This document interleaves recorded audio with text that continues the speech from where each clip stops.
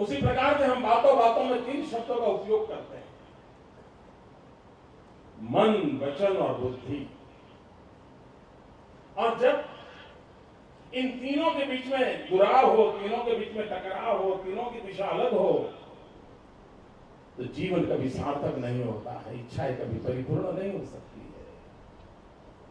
और मनुष्य भी भरोसे का एक तब बनता है जब मन, वचन और बुद्धि, इन तीनों के अंदर एक सायुज्य हो, संतुलन हो। योग उस अवस्था को प्राप्त करने का अवसर देता है। और उस अर्थ में हम जीवन को किस रूप में ले जाना चाहते हैं, उसके लिए योग हमें क्या शक्ति देता है, सामर्थ्य देता है। हमारे देश में योग इतना व्यापक विषय है,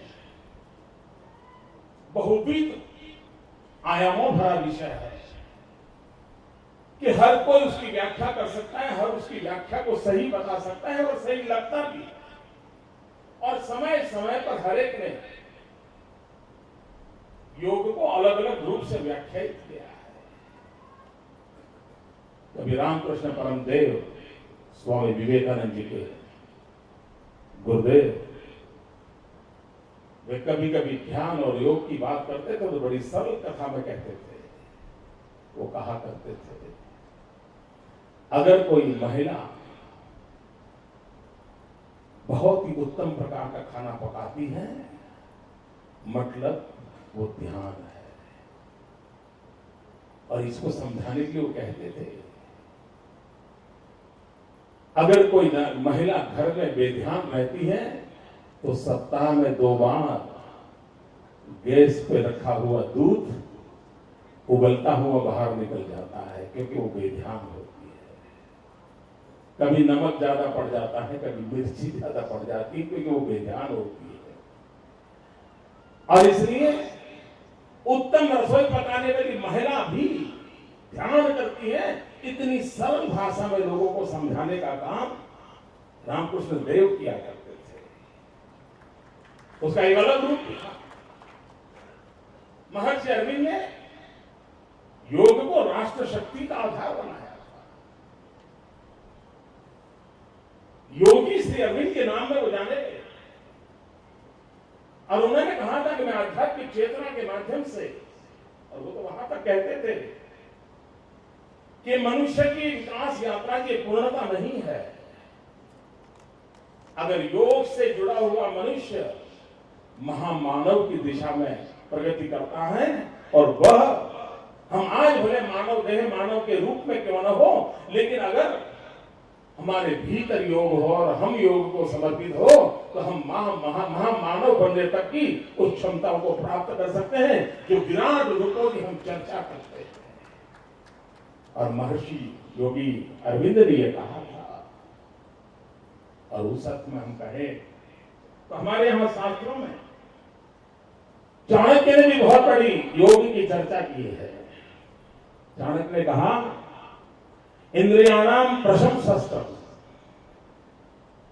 इंद्रियाणाम प्रशंसास्त्रम। इंद्रियों को शांत रखने की शक्ति शास्त्र होती है, मतलब योग होता है जो इंद्रियों को शांत रखता है। चाणक्य ने एक और बात भी कही थी। चाणक्य ने कहा था, यथा शरीरम तथा ज्ञानम, यथा बुद्धि तथा विभव।